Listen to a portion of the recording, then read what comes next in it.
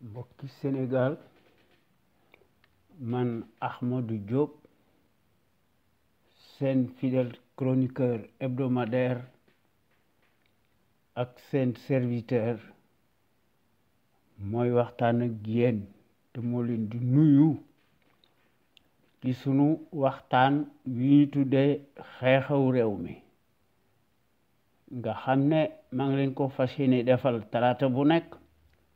bu ma fi yàlla bàyyee bu leen fi yàlla bàyyee à partir de 19h GMT heure de Dakar soit 19h heure de Paris ñu leen koy waxtaanal xam ngeen ko dutu leen ko jaawatle à travers les ondes de notre radio Sunu Kër FM la première radio panafricaine nekk ca Californie muy sunu rajo exceptionnel bu mag bi de renommée internationale kon xam ngeen ne tey talaata 14 novembre 2017 li ñu war a wax bari na waaye wax dëgg yàlla sunu réew mi dafa tumuranke dàggasante moo fi nekk di wax dialogue di lamiso te dialogue foo ko dégg ki ko jiite dafa dëng te loolu moo am ci sunu réew mi kon nan wax leneen waaye nag comme d'habitude yéen waa Sénégal ak sénégalais ak sénégalaises yi nga xam ne ñoo nekk ca biir réew ma ak sénégalais ak sénégalaises yi nga xam ne ñoo nekk ci bitim réew ñu leen di tudde les sénégalais de l'extérieur noo ngi leen di nuyu di leen sant ak di leen gërëm ak di leen sargal ci déglu bi ngeen ñu déglu bàyyee seen yitte yépp kon gàcce ngalama yéen waa Sénégal amu leen moroom ñoo ngi sant aussi tous les auditeurs ak auditrices góor ak jigéen mag ak ndaw fàttewuñu kenn ndax wax dëgg yàlla noo ngi sant les meilleurs sentinelles ci Sénégal ndax boroom jom lañu te boroom xam-xam yu mat sëkk lañu ndax dañoo bëgg suñ réew mi ndax gor yi bés bu yàlla sàkk maanaam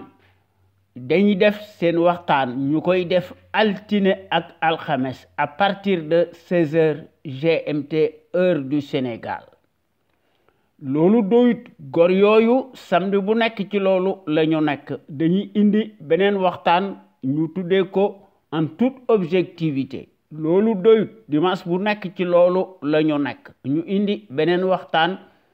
ñu tuddee ko la voix des jeunes maanaam baatu ndaw ñi ak yoonu ndaw ñi loolu mooy wone ne wax dëgg yàlla gor yooyu ñu baax lañu ndax ay patriotes de haut niveau lañu ndax dañ ci def des réflexions remarquables prodigieuses yoo xam ne wax dëgg yàlla ñu ngi koy tàbbal à travers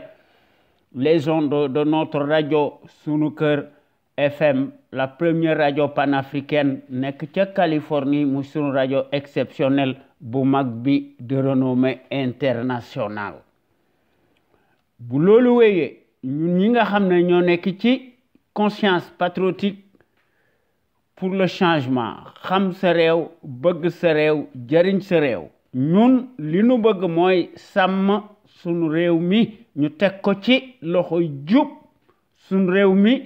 am koom-koom démocratie am fi liggéey am fi wér-gu yaram am fi sunu Sénégal gi yilif boppam li nu bëgg mooy un véritable contre-pouvoir contradiction am fi li nu bëgg mooy sunu réew mi libre indépendant et souverain li nu bëgg mooy un état de droit boo xam ne li fi amoon kus néew dafay jóge ndax ñépp xam nañ ne sans la liberté on ne peut rien construire de bon ni de solide te loolu wax dëgg yàlla musiba la waaye kii nga xam ne moom la ñu fal teg ko ci bopp réew mi à cause de l'étourderie généralisée des Sénégalais nga xam ne totalement enfariné moom wax dëgg yàlla war ci la masa nekk ay scandale ubuesque suffocant à répétition comme d'habitude mu koy def comme système de gouvernance tyrannique ethnique koo xam ne wax dëgg yàlla il est totalement réfractaire à la démocratie nga xam ne en chair et en os te mu ngi nuy narge te mu ngi nuy kokkuli waaye nag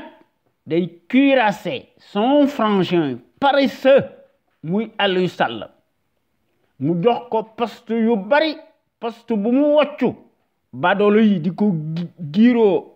te yaakaar nañ ne wax dëgg yàlla loolu musiba la gën a laate la démocratie familiale la te kooku indignité la mu catapulté ko ci à la caisse de dépôt et consignation loolu moo ne finalement dara jógu fi ndax la rupture éclopée day transformé wu en foutoir total ndax président de la République dañ ko jox des pouvoirs exorbitants ndax en Afrique des traîtres et des fascistes le pouvoir est une affaire de famille et de clan waaye nag dañuy lato ne dañoo bëgg a def dialogue et pourquoi ndax dialogue foo ko dégg am na ku jubadi te loolu lan fi gis ñu fi leneen li nga xam ne moom lan war def ñu appliquer exclusivement la loi électorale ñu génne fichier électoral bi ci digg penc mi ñu leeral ko ñépp xam ko de manière que transparence am fi surprise du fi am kon dialogue lu muy jëriñ ndax dialogue de piètre qualité en continu lan fi gis maanaam dialogue de la tromperie pour amuser toujours la galerie loolu lan fa gis ndax Aly Ngouille Ndiaye ministre de l'Intérieur est totalement disqualifié puisqu'il est juge et parti dañ ko yónni day lambtu ci li nga ko digtal ci lay nekk du ko wàcc li nga xam ne moom lañu war a def débat contradictoire de haut niveau comme ni ko France yi defee ak pays civilisés yi di koy def ñu fixer les règles du jeu ñu exiger ipso facto la date maanaam des élections présidentielles ci 2017 nga xam ne kenn du ko randal ci dara li nga xam ne moom la ñu war a def mooy ñu def un débat sans quartier animé par des journalistes libres et indépendants du pouvoir exécutif waaye Macky du ci bokk parce que xam na li koy xaar parce que day lire ay chiffres am rek parce que moom dafa mas a nekk ci des faux bons mu ci def corruption li muy def mooy solo lay def di wax ci boppam par presse interposée corrompue li nga xam ne moom lañu war a def mooy tous les acteurs dañ cee war a bokk ci contradiction bi nga xam ne tous seront impliqués ndax ñu mesurer seeni capacité ak seeni force publique ak seeni savoir ak seeni intelligence duñ ci xumtoo dara duñ ci def benn compromission te loolu lan war a def li nga xam ne moom lan war a def bu ñu bëggee suñu réew mi jëm ci kanam li nga xam ne dañ ko war a wax ci kaw te kenn du ko lamisoo ñu def des réformes du régime présidentiel cataclysmique ñu mettre en place un régime parlementaire waaye baadolo bi loolu du ko def lu mu wax weddi ko dictature qui tourne à plein régime moom lañ fi gis belle pagaille lañ fi gis comédie électorale lañ fi gis de l'immoralité ethnique comme système doctrinaire totalitaire mortifère ségrégationniste à visage découvert usurier un régime pandémique intégralement négationniste d'apartheid un affront lañ fi gis daay gu jeex beneen ñëw ndax baadolo bi yaakaar ne sénégalais yi dañoo oublieux amnésique ndax ñu mën a fàtte ces parjures cataclysmiques de façon que l'ensemble des citoyens déboussolés, choqués et indignés, horripilés dañuy perte seeni Kocc Barma nga xam ne duñu bëgg leeral mbir mi te loolu moo fi nekk te loolu wax dëgg yàlla nan ko saafara li nga xam ne moom lañ fi gis mooy la république cartélisée des chiffonniers ethniques qui s'accaparent de tout ndax dañuy confisquer la démocratie les libertés fondamentales de conscience di sàcc alalu réew mi di tukki di wisaare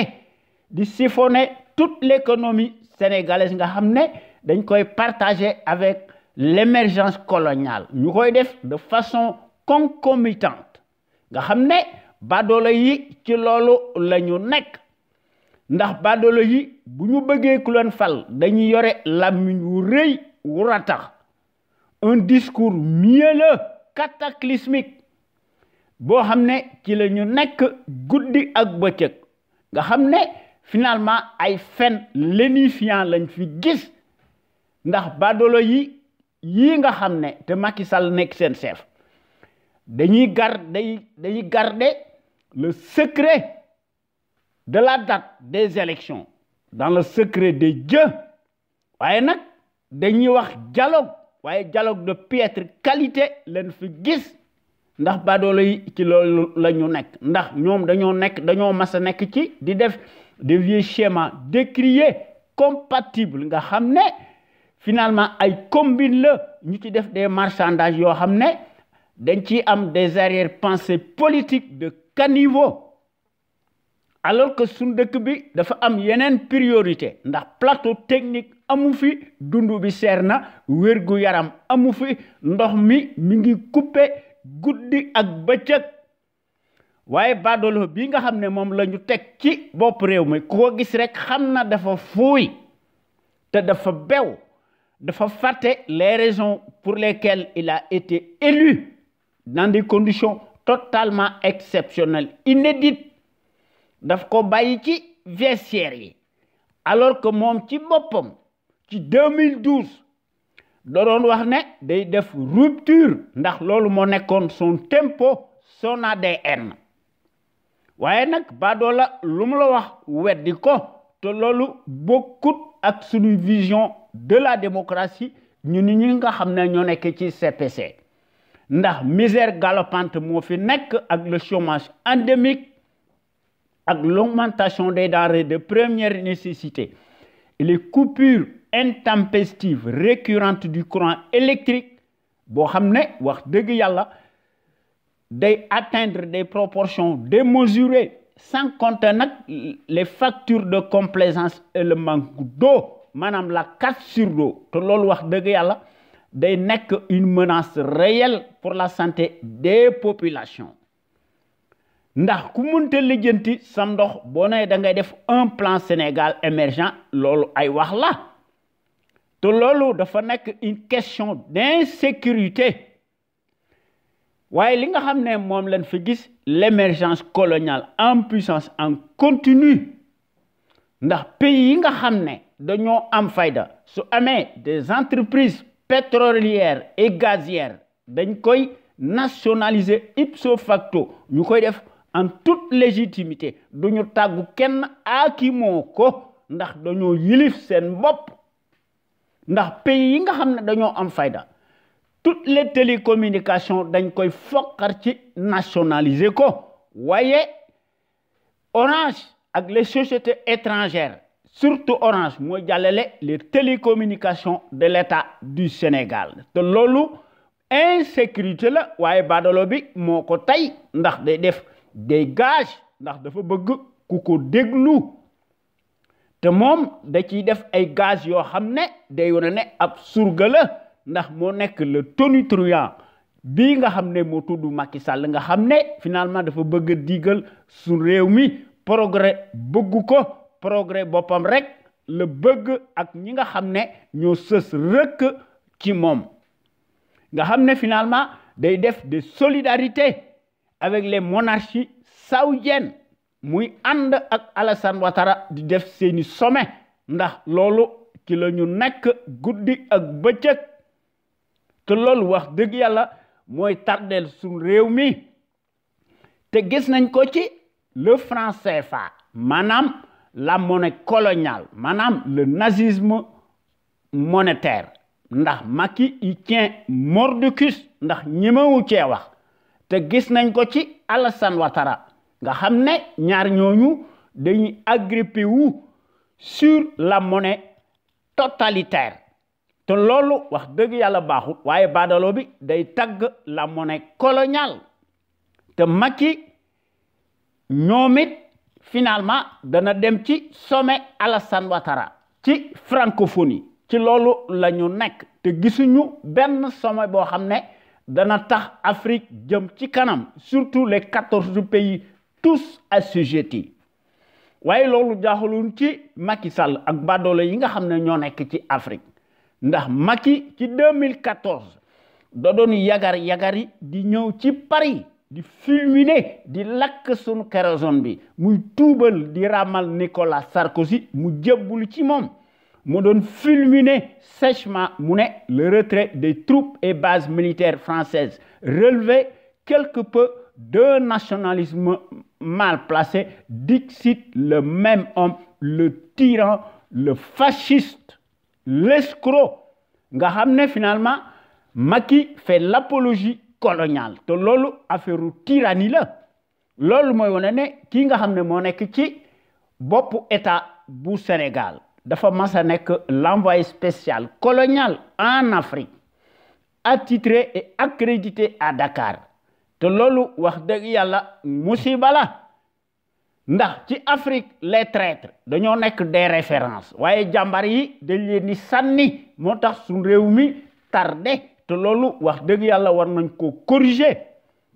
ndax lu nu mën a wax sunu Sénégal gii le pays de la Teranga dafa nekk un grand pays historique au point de vue du savoir pluriel et de la morale éternelle en puissance. waaye nag ndimbal da ci fekk loxo borom waaye les 14 pays tenus d'une main de fer par des despotes fascistes workat foofu la ñuy gis l'article 80 bidon te loolu moo am ci monarchie yi ndax finalement apostasie lañ ci def te loolu affaire jubadi la Macky ci loolu la nekk ndax la leen di roy ci ko xamné da nga doon wax né rupture ngay def koku tay moy brutaliser tous les citoyens di tëj guddi ak bëccëg nga xamné le pouvoir du peuple par le peuple et pour le peuple amu fi moy cliver réew mi di nu offenser di inverser les rôles waaye loolu wax dëgg yàlla bu soobee yàlla danañ ko saafara ñun ñi nga xam ne ñoo nekk ci conscience patriotique pour le changement xam sa réew bëgg sa réew jëriñ sa réew ñu gën ñoo xam ci sous l'acronyme CPC te noo ngi diingat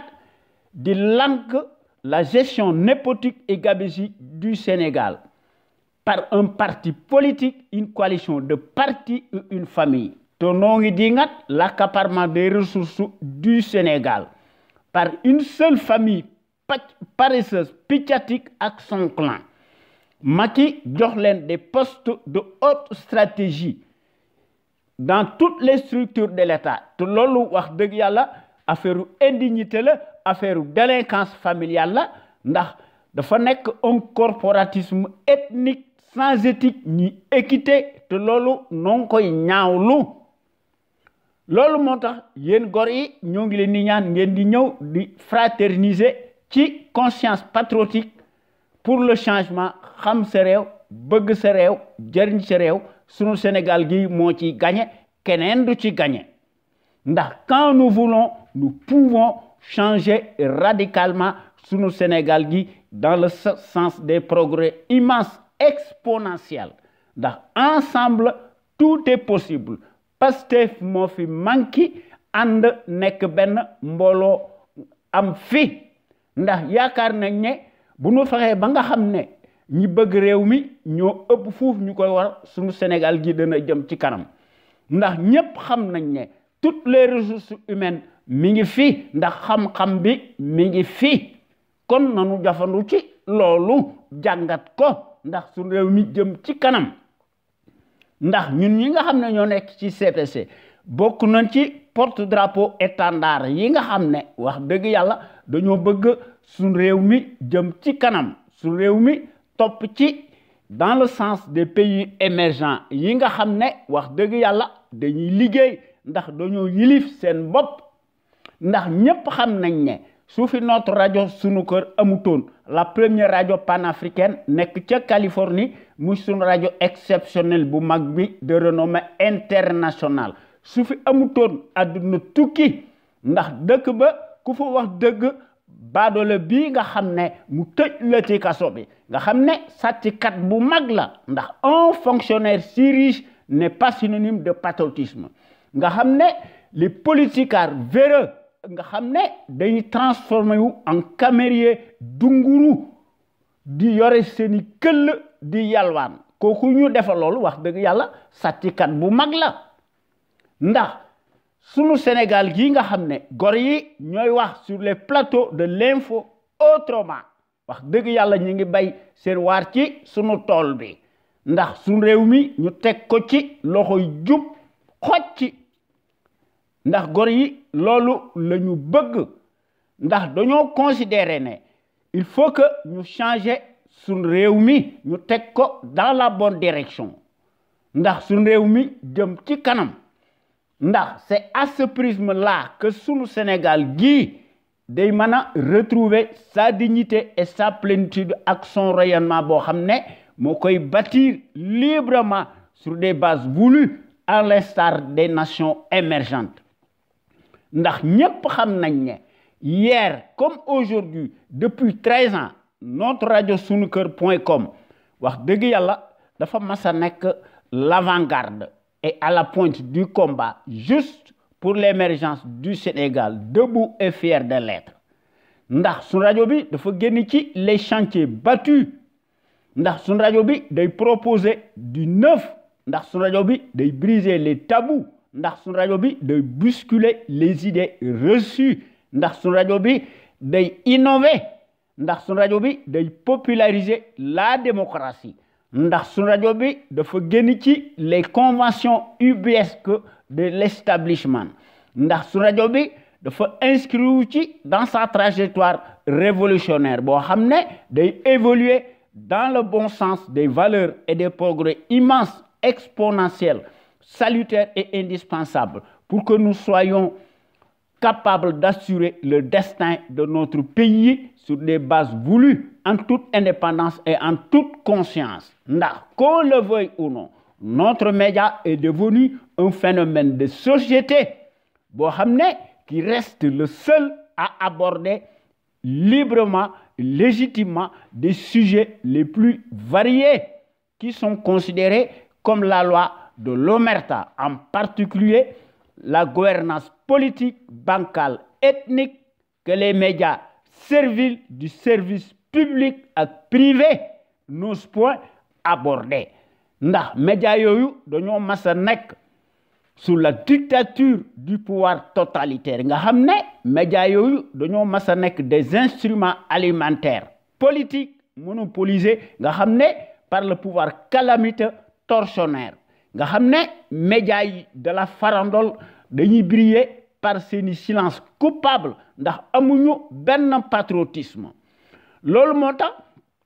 notre rajo bi nga xam ne wax dëgg yàlla day def des innovations multiples tant sur le plan de la qualité des informations bien fournies qui sont publiées à travers notre site maanaam notre site sunuker.com nga xam ne wax dëgg yàlla sunu rajo bu mag bi ci loolu la mas a nekk ndax sunu rajo bu mag bi dafa nekk l'avant-garde du civisme et du patriotisme ndax sunu rajo bi wax dëgg yàlla moo nekk la première rajo panafricaine de renommée internationale nekk ca Los Angeles ndax un panel d'intellectuels d'hommes et de femmes ñoom ñépp dañoo mas a nekk de gros calibre yoo xam ne finalement en matière grise dañ ko mas a am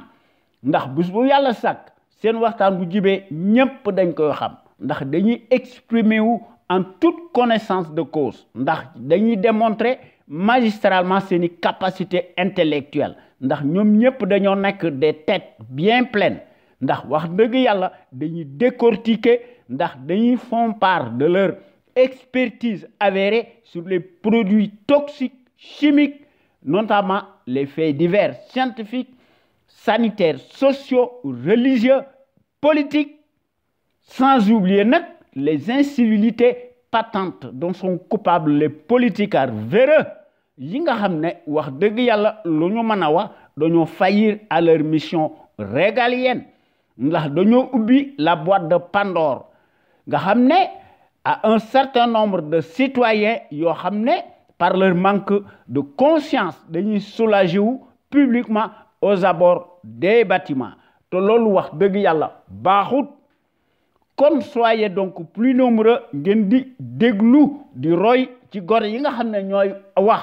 à travers les ondes de notre radio sunu kër la première radio panafricaine nekk ca Californie muy sunu rajo exceptionnel bu mag bi te bu leen neexee bokk ci waxtaan wi ngeen di koy def ci seeni coobaray bopp ngeen sànni ci seeni kaddu ndax sunu rajo bi wax dëgg yàlla moo nekk la plus populaire bi nga xam ne moo nekk l'éternelle cheville ouvrière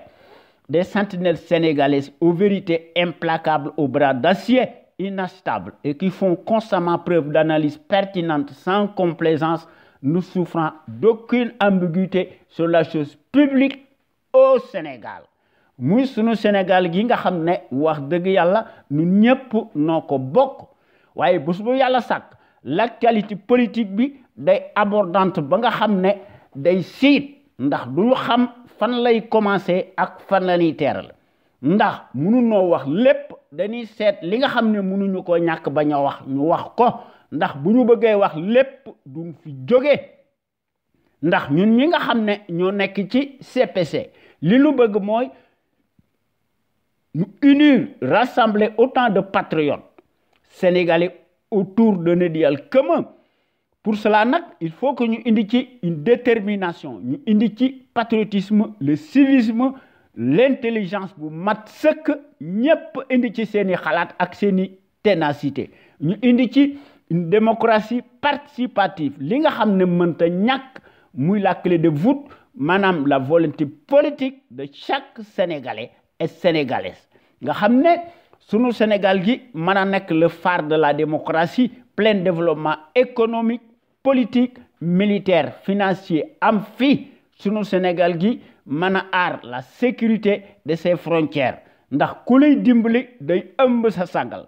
te loolu gis nañ ko ci Mali ndax jàngkat bi nga xam ne moo fi nekkoon dafa bind ba dee muy le Kamit, la figure emblématique, le panafricain de renommée internationale muy Cheikh Anta Diop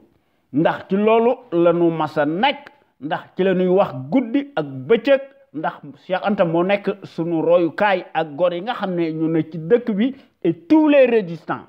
nga xam ne te loolu dafa nekk un combat légitime boo xam ne il faut que nous réformer impérativement le régime présidentiel ñu remplacer ko par un régime parlementaire ñu tabaxaat sunu dëkk bi nga xam ne kenn du mën a jàllar bi carte gi waaye baadoloy boo fi defee des institutions fortes dañ koy jàllar bi te loolu gis nañ ko ci baadolo bii nga xam ne muy Macky Sall nga xam ne dafa diggee woon ne dana wàññi mandat mu jële ko ci 7 ans mu indi ko 5 ans waaye génn na ci ba set wecci te loolu affaire u ndëngte la affaire u mécréant la affaire u fenkat la te loolu mënta nekk un délit ndax dëgg mënta nekk ay fen ndax la liberté d'expression dafa nekk ci benn pays d'un peuple te loolu wax dëgg yàlla noonu koy naqarlu kon il faut que nous bâtir fii maanaam un pays dynamique avec des principes démocratiques et des institutions fortes, inviolables, respectées par l'ensemble des patriotes sénégalais imbus de la fibre d'honneur. Ndax bonne gouvernance irréprochable am fi ak un état de droit boo xam ne président de la République dutu fi masa nekk di bondandaat nga xam ne président de la République moo nekk le personnage central boo xam ne dañ koy jox xaalis bu bari muy la machine toxique à corruption à haut débit mel ni affaire buur la te loolu wax dëgg yàlla noo koy naqarlu te feeg jëlewuñ ko fi suñu dëkk bi day gën a dellu ginnaaw en arrière de 100 ans waaye dans la majorité de la classe politique amu ci kenn koo xam ne yaa ngi dingat loolu ndax dafa mel ni que loolu mooy seeni njariñ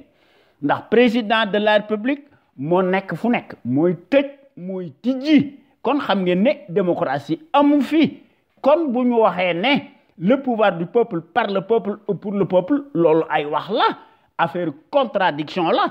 ndax li nga xam ne moo ne ci sunu dëkk bi une constitution cataclysmique boo xam ne dañ ko def sur commande nga xam ne Senghor moo ko fi indi woon feeg jëlewuñ ko fi sunu Sénégal gi day gën a dellu ginnaaw en arrière de 100 ans ndax le président de la République day seet li nga xam ne njariñam la ndax day def des décrets yoo xam ne il se passe totalement de l'Assemblée nationale totalement godillot boo xam ne Assemblée nationale tey ñoo nekk le chef de service du tyran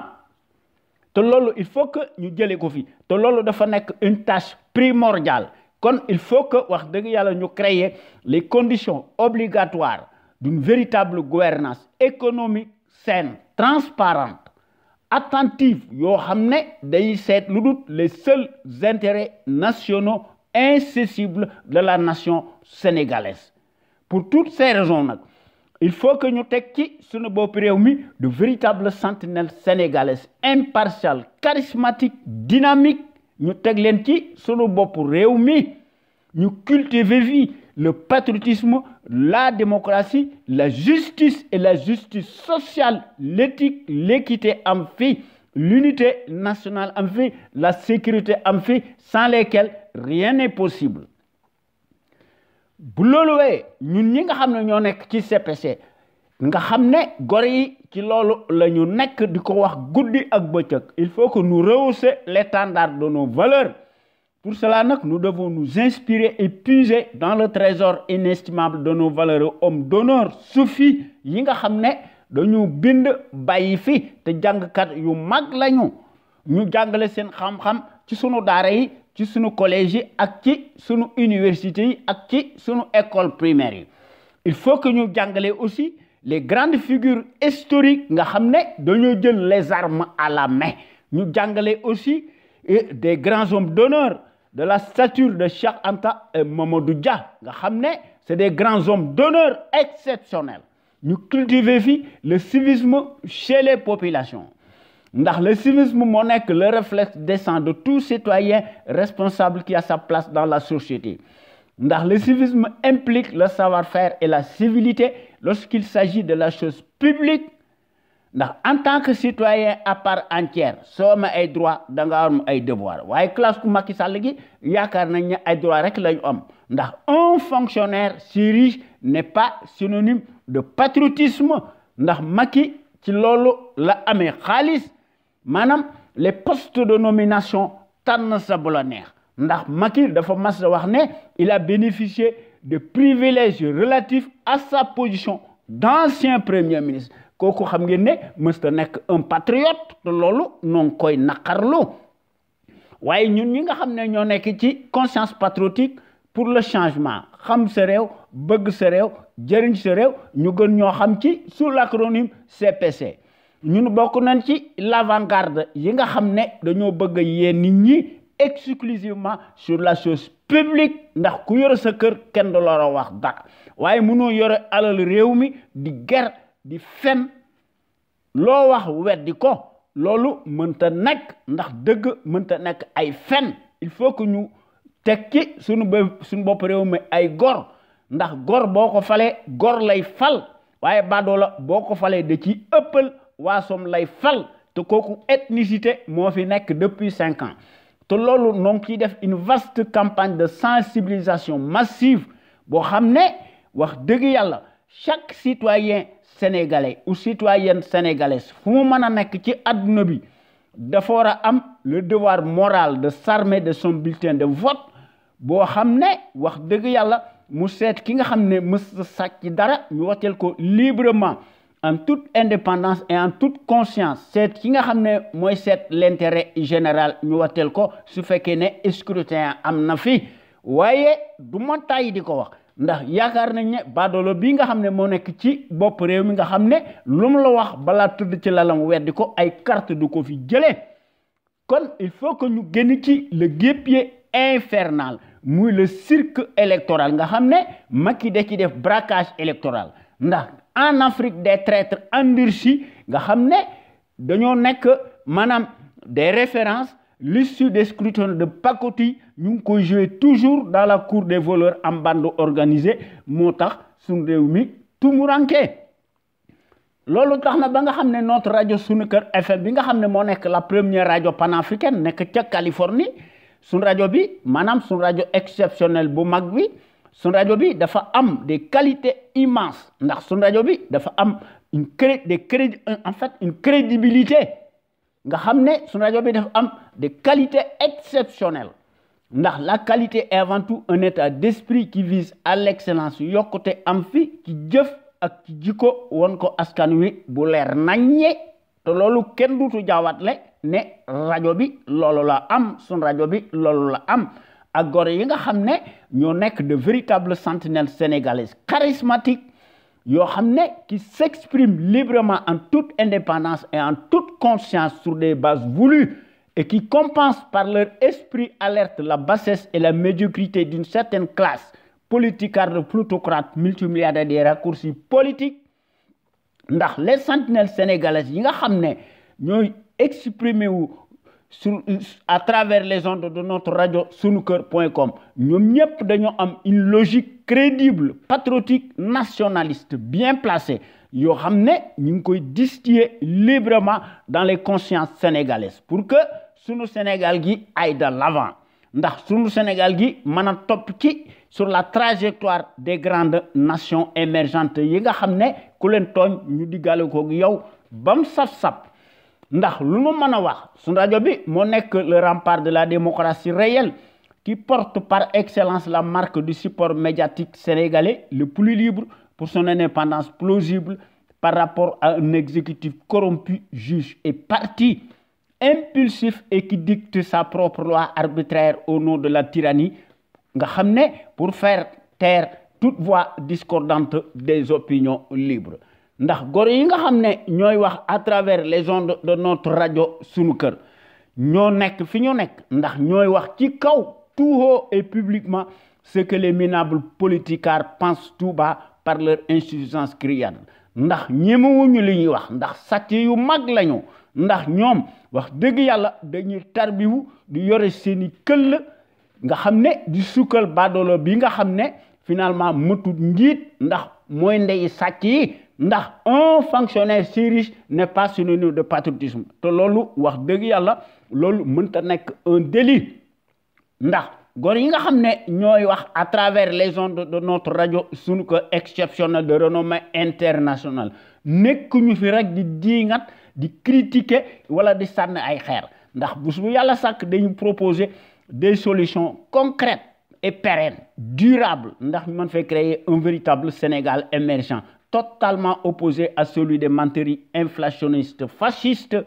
ndax góor yi nga xam ne ñoo ciy wax maanaam les sentinelles sénégalais ñoo nekk fi ñoo nekk ndax amu ci kenn koo xam ne am nga benn complexe lu néew ko bari ndax ñoom ñëpp dañoo am un savoir-faire un savoir-être un savoir productif actif yoo xam ne wax dëgg yàlla kenn mënu ko weddi tey nag danañ wax ci benn thème daanaka mas nañ koo wax dañ koy yokk rek ñépp xamaat ko ndax la répétition est pédagogique kon nañu wax ci francophonie universaliste et modélisme renversant des monarchies moyen-orientales autoritaires héréditaires des wahhabites ou les stratégies empruntées à l'anglaise et à l'américaine ndax loolu lan fi gis ndax tyran yi dañ leen di tagg ndax état yi maanaam bëgg dañuy latoo ne droit la ñu bëgg waaye droit économique seen yoon nekku ci adduna bi démocratie am fi ndax le droit international ñoo ko def waaye dañ koy kale ci seeni propre intérêt kon le modélisme politique culturel financier linguistique économie nga xam ne muy la francophonie dafa nekk maanaam les instruments d'enseignement, de service, d'asservissement politique, de partage. Nga xamné mbir mi dafa nek entre dominateur et dominé, perdant et gagnant. Ndax li nga xamné mo ci nek à l'instar de Macky Sall bi nga xamné mo nek le référent de la France-Afrique, Alassane Ouattara momit day organiser lui aussi son sommet le 29 novembre 2017 en grande pompe, muy la francophonie nga xamné momit daf koy def pour engranger les dividendes politiques, madame la politique culturelle, financière, linguistique et économique nga xamné finalement affaire bobu doyna kiman. Te lolu la semaine dernière amna un fait international bo xamné mo nekkoon l'actualité internationale nga xamné Macron dafa inaugurer la semaine dernière en grande pompe manam dafa am benn nasi bo xamné mo nekk ci Abu Dhabi nga xamné pays bobu ñom dañuy roy ci États-Unis ndax dafa am ay université américaine ñu indi ko ci Abu Dhabi nga xamné ñomit dañoo am seeni Sorbonne nga xamné une dynastie moo fa nekk nga xamné depuis des siècles nga xamné Macron dafa ñëw ci Abu Dhabi di wax né finalement modélisme waaye mbir mi dafa am lu làqutu ci ginnaaw ndax accord de défense moo ci nekk ndax dañ koy def pour ñuy mën a damer le pion aux Américains. Madame, la géopolitique oblige. Ndax Macron dafa inaugurer la base militaire. Nga xamné dafa wax né modèle d'ouverture la. Te lolu aspect culturel bobu nekut ludul une façade. Madame, marché de dupe la ndax dafa am des marchés et des services annexes. Ndax Macron dafa inaugurer le Louvre bi nga xamné 1793 la mu ubbi benen Louvre à la Abu Dhabi nga xamné finalement ben tubab moko def waaye Abu Dhabi mo fay le prix waaye mbir mi dafa am un accord bo xamné dañ ko signé de 30 ans bo xamné accord bi fofu la waaye 13 musées dañoo yóbbu seeni tableau ay Van Gogh ak yeneen en échange nak ñu wara fay 2 milliards d'euros nga xamné dañ leen prêter plus de 300 tableaux d'art nga xamné finalement tableau Ramsès bokk na ci nga xamné finalement monarchie bobu finalement c'est une monarchie héréditaire autocrate nga xamné ci lolu lañu nekk ndax aduna bi démocratie amu fi ndax seen bop rek ci lañu nekk ndax Abu Dhabi 1,5 million ci lolu lañuy tollu ci seeni population ndax gaz am na fa ak pétrole en abondance waaye ci sunu Sénégal gi il faut que nous construisions un musée gigantesque international à la dimension des grands hommes d'honneur bo xamné finalement sunu Sénégal gi dafa am pétrole et gaz bo xamné dana couler à flot pour les entreprises coloniales ndax mbir mi c'est une question de fibre, de matière grise, d'esprit alerte ndax l'État du Sénégal a failli sur toute la ligne, a mal négocié sur le pétrole et gaz du Sénégal. C'est une trahison bo xamné non ngi fay bor bi. Il faut que nous tabax fi un musée à la dimension des grands hommes d'honneur comme Cheikh Anta Diop nga xamné ak comme Cheikh Ahmadou Bamba ak ñom Lat Dior ñu jàngale seeni xam-xam yo xamné gor yoyu dañoo massa nek des grandes figures historiques ñu war leen immortaliser nga xamné ay artistes de tous bords di ko def ndax si nous voulons nous pouvons. Waye badolo yi luñu wax weddi ko ndax il dépense sans compter à Paris nga xamné finalement ñom ci lolu lañu nek ndax ñepp xam nañ né l'Arabie Saoudite dafa nek ci États-Unis ndigalu États-Unis ndax aduna bi dafa melni ka les tyrans dañoo nek ci ndigalu ñi leen di yilif ndax ñom finalement ci Abu Dhabi ak ci Arabie Saoudite dañuy restreindre les libertés fondamentales indispensables de tout peuple waaye monarchie dure la ñuy def ndax toutes les monarchies du monde arabe duñu respecter ba illa yawmi diini les droits de l'homme ndax ce qui compte ce sont les intérêts en arrière-plan économique financier waaye ñi nga xam ne ñoo leen di làq di latoone affaire modèle la dañ koy def pour corriger seeni récession permanente imputable au capitalisme débridé puisque les radars et la démocratie présumée universaliste restent aveugles, sourds et muets. Voyez, le Louvre à la Abu Dhabi, madame, le multiculturalisme, nga xam ne finalement dafa nekk soi-disant un modèle universaliste mon œil mbir mi dafa nekk un écran de fumée ndax dafa nekk un grand mot un paravent un appareil virtuel peu reluisant tend à masquer et couvrir tout simplement par la ruse un régime héréditaire autoritaire décrié sur fond d'intérêts financiers maanaam mbir mi dafa ànd ak la stratégie géopolitique pour compenser et concurrencer et égaler les Américains dans la sous-région nga xam ne maanaam ci l'oncle Sam ndax loolu moo fi nekk li nga xam ne moo fi nekk le visible contre l'invisible et pour cause ndax d'une part en dehors de ce que l'on nous fait croire il y a incontestablement le service après-vente mu par les prestations annexes cachées que sont les installations des troupes et les bases militaires françaises qu'Emmanuel Macron moo ko inauguré maanaam dans le silence absolu dont le but majeur est de pérenniser la monarchie sans le dire ouvertement kon l'aspect soi-disant culturel revêt éminemment un caractère politique ndax les œuvres d'art prêtées à Abu Dhabi permettraient finalement de sacraliser le paradigme colonial pour comparer entre les lignes les époques la primauté et l'art supposé suprémaciste de Vincent Van Gogh, etc.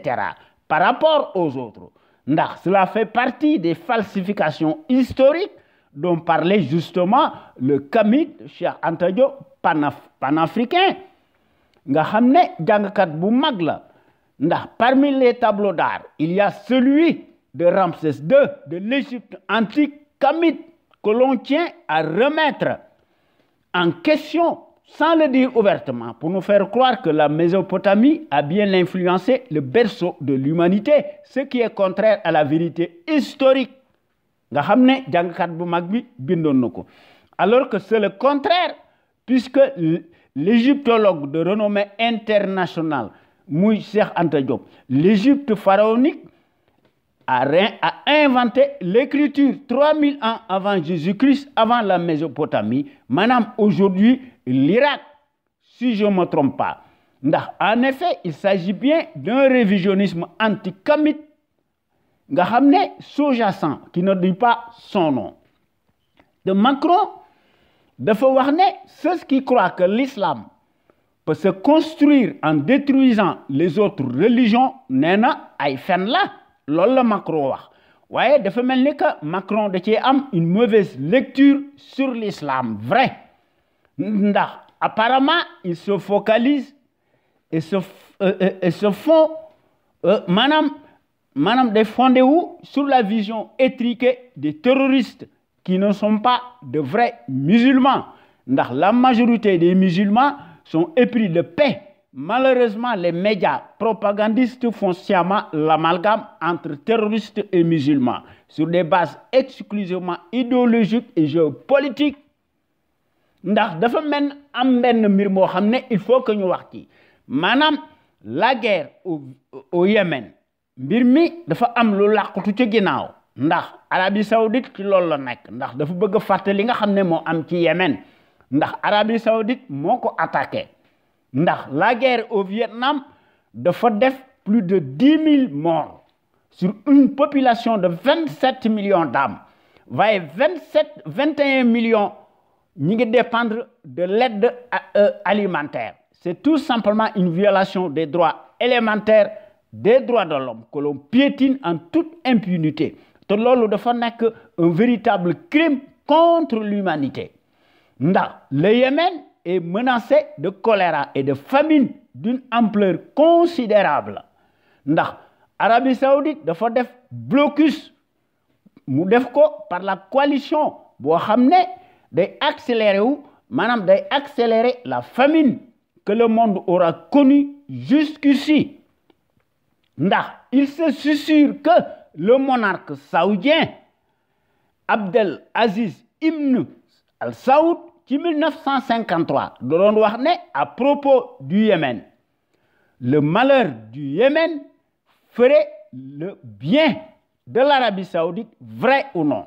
vrai ou faux. dafa mel ni que loo ci seet mi ngi ci waaye dafa am loo xam ne histoire bi aussi daf ko fay bàyyi te am na loo xam ne duñ ko wax ndax bindikat yi historiens yi wax nañ ko njaaxum yoo xam ne ku ko liir da nga naan lii naka la mën a amee waaye boo ko waxee sax nit ñi duñ ko gëm leen rek leen ciy wax dafa am des récits sur la base yoo xam ne des archives britanniques ak arabes ñoo ko génne ci octobre 2014 ndax ñépp xam nañ ne ci bataille boobu nga xam ne moom la famille Al Saoud mu def ko contre la famille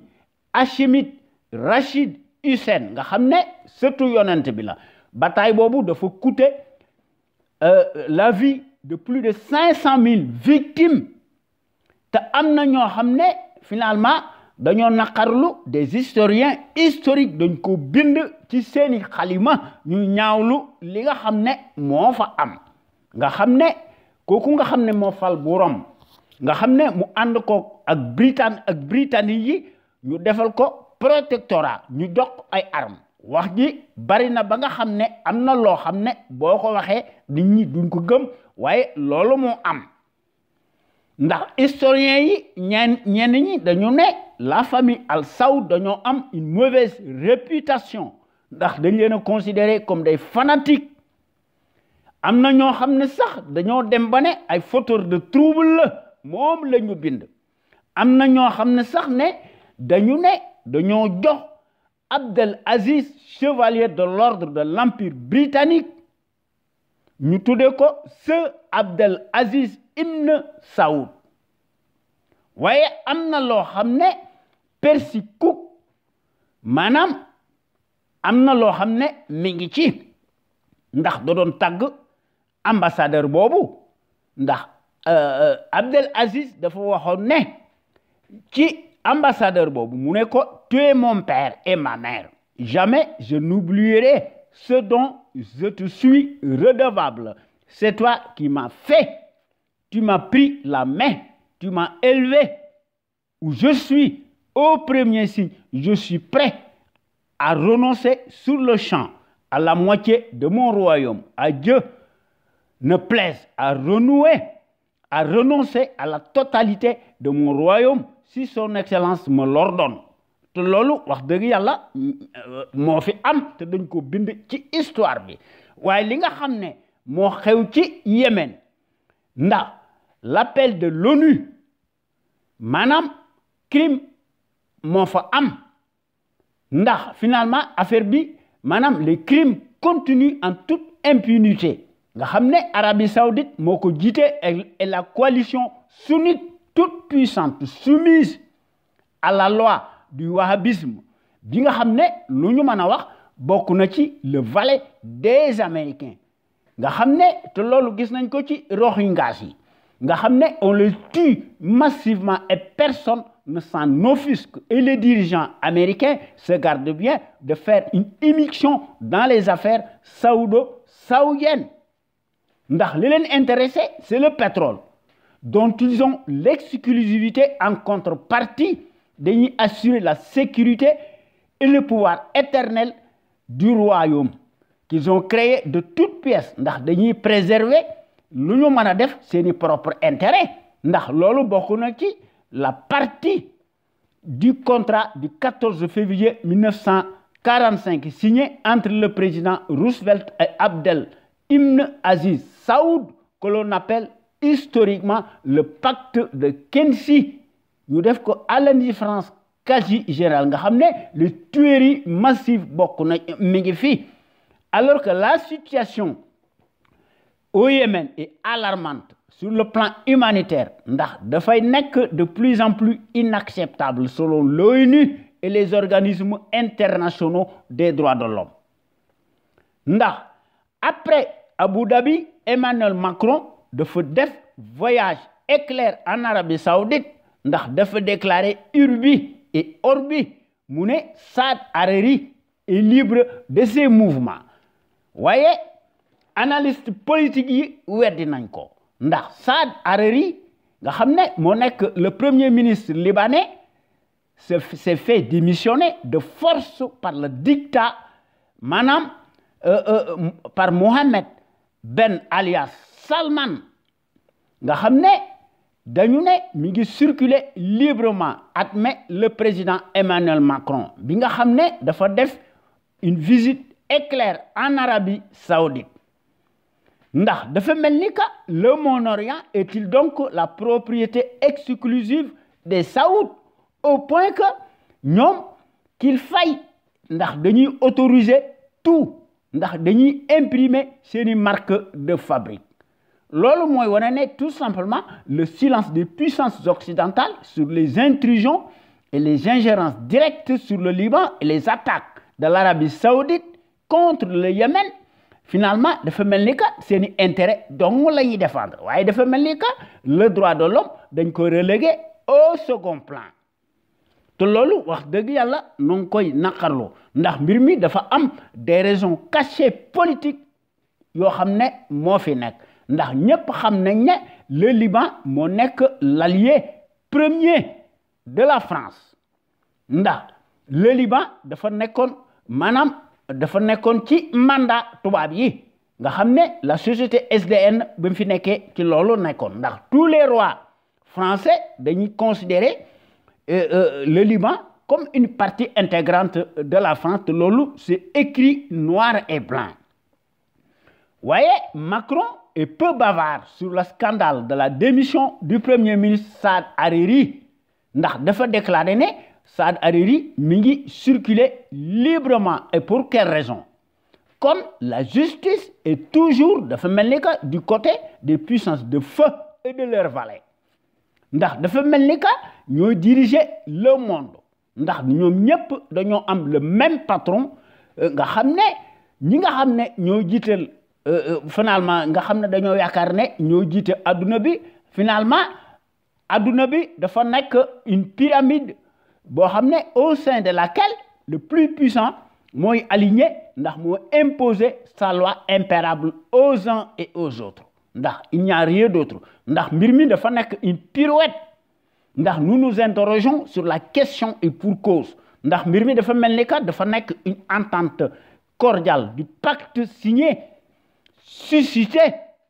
plus haut nga xam ne tout dirigeant boo xam ne yaa ngi kidnappé un autre dañ lay renverser kon lu tax Arabie Saoudite kenn du ko war a wax dara ndax finalement mbir mi loo ciy seet mi ngi fi ndax Arabie Saoudite fan la jëlee doole jooju la question se pose ndax dans son fondement l'islam n'a jamais écrit ni légalisé la monarchie autocratique théocratique comme mode de pouvoir politique. waaye dafa mel ni que toutes les monarchies arabes se sont inspirées sur commande de l'Angleterre car la reine est chef de l'église protestante ndax toutes les monarchies dañuy interdire toute critique nga xam ne toute critique est assimilée automatiquement à des offenses nga xam ne les dictateurs africains ci loolu la ñu nekk ak seeni roi dafa mel ni que l'objectif consiste à sacraliser leur pouvoir pour pérenniser la monarchie absolue de droit divin nga xam ne le wahhabisme dañuy interdire toute critique nga xam ne à l'égard du roi nga xam ne finalement boo ko critiquer c'est la peine capitale te loolu dafa mel ni que c'est la règle généralisée de toutes les monarchies nga xam ne moom la ñuy appliquer te loolu dafa mel ni que c'est la copie certifiée des régimes monarchiques présidentiels africains, des fascistes, à qui l'on attribue les articles 80 bidons pour leur donner un caractère subliminal divin, alors qu'il n'y a rien de tel. Les intérêts du roi et de sa dynastie sont aussi incorporés à ceux qui les ont créés de toutes pièces. Dañ koy def pour pérenniser la tyrannie contre la volonté du peuple que l'on tue en toutes circonstances et en toute impunité, sous le nez et à la barbe de ceux qui s'arrogent les garants de la démocratie et des libertés fondamentales. Universaliste. Amul benn religion boo xam ne finalement yaa ngi nangu leneen ndax mbir mi nekkut affaire islam mbir mi maanaam dafa mel ni que dafa am ñoo xam ne dañoo am des boulimies ndax loolu rek la ndax ñëpp xam nañ ne sans l'aide des Anglais la famille wahhabite du am ndax ils ne pourront jamais arriver à leur fin ndax dañ leen a dimbali protectorat moo fi nekkoon nga xam ne anglais yi dañ leen a dimbali les écrits historiques de marbre sont là moo koy prouver waaye nag dañ ko doon def ci la fin justifie les moyens pour arriver au sale besogne ndax la soi-disant purge à grand tapage médiatique n'est qu'un écran de fumée dafa nekk une ruse pour détourner camoufler l'attention de l'opinion publique internationale et masquer les crimes abominables imprescriptibles contre l'humanité au Yémen et occuper la scène internationale de manière que les bombardements intensifs soient relégués au second plan. te loolu nekkut affaire islam c'est une question de pouvoir et de personne et de domination nga xam ne finalement dañoo bëgg a plier tous les autres pays yi nga xam ne finalement tel que l'Iran ak yeneen yi nga xam ne dañuy lànk ndax attardons-nous un peu sur la suprématie saoudienne. La puissance de l'Arabie saoudite n'aurait jamais eu lieu sans le soutien matériel des Britanniques. Tous les monarques et dictateurs de la planète entière se plient à la règle des puissances occidentales, ne s'inquiètent outre mesure. Dañuy agir impunément, dañuy écraser leur peuple pour les dominer. Finalement, ñoom ñoo érigé seeni loi d'apostasie pour les tenir en laisse. Nga xam ne ñu leen di réduire en esclaves et faire d'eux ce qu'ils veulent. Nga xam ne ñu koy def sans crainte. Finalement dañoo bëgg woon ne dafa am un caractère divin peu ou prou te loolu dara amu ci ndax histoire bi moo fi nekk ndax ñii nga xam ne ñooy octroyé wu maanaam di wane ne dañoo nekk des saintetés waaye dafa mel ni que ñenn ñi nekkuñu des prophètes chez eux. Le premier d'entre eux, en l'occurrence Donald Trump bi nga xam ne mooy soutenir mordicus l'Arabie saoudite mu def ko finalement maanaam lépp lay def nga xam ne finalement Arabie saoudite daf ne dafa menacer maanaam Iran ñoo koy menacer ak le Hezbollah kon l'épée de Damoclès maanaam pèse-t-elle sur la tête de Donald Trump loo ci seet mi ngi ci ndax bu ñu fàtte ne élection locale intermédiaire am na ndax les candidats démocrates au poste de gouverneur ci Virginie et dans le New Jersey ñoom ñëpp dañoo battre les candidats républicains ndax élection intermédiaire yooyu finalement dafa won ne finalement dafa nekk un référendum boo xam ne pour le tonitruant Donald Trump qui aura des soucis à se faire nga xam ne finalement bu ñu defoon ndànk dana am de surprise ci 2018 maanaam bu ñu defee des élections législatives nationales nga xam ne demi-mandat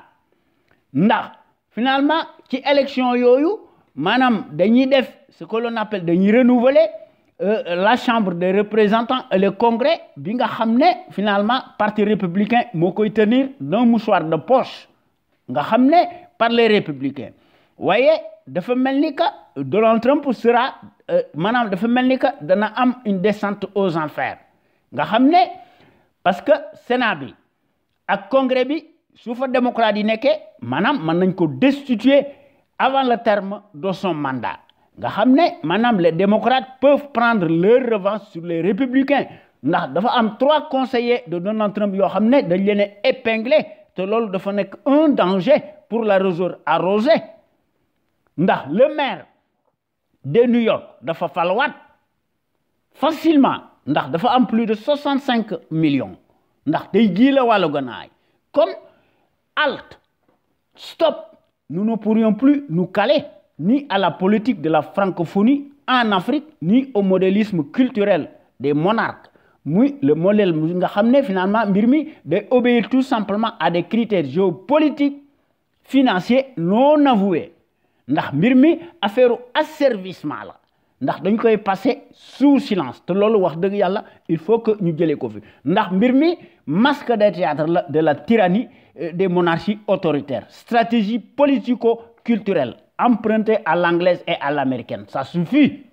Te lolu wax deug yalla il faut que ñu jëlé ko fi te lolu mo am ci aduna bi ndax ñi nga xamné ñomit dañuy def seeni francophonie tel que Alassane Ouattara ndax Alassane Ouattara aussi dafa ñëw un pouvoir par les fourgonnettes étrangères nga xamné momit ci lolu la nek ndax mi ngi def sa francophonie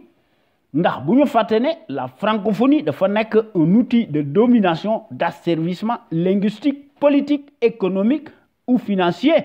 ndax dafa nek manam un instrument d'enseignement, de service public, de partage nga xamné entre dominé et dominateur, entre perdant et gagnant lolu la te lolu wax deug yalla il faut que ñu bayyi ci xel il faut que Afrique bayyi ci xel il faut que Afrique xamné dañoo war libre kenn du leen mom waye li nga xamné mo ci gëna jéggi dayo pendant que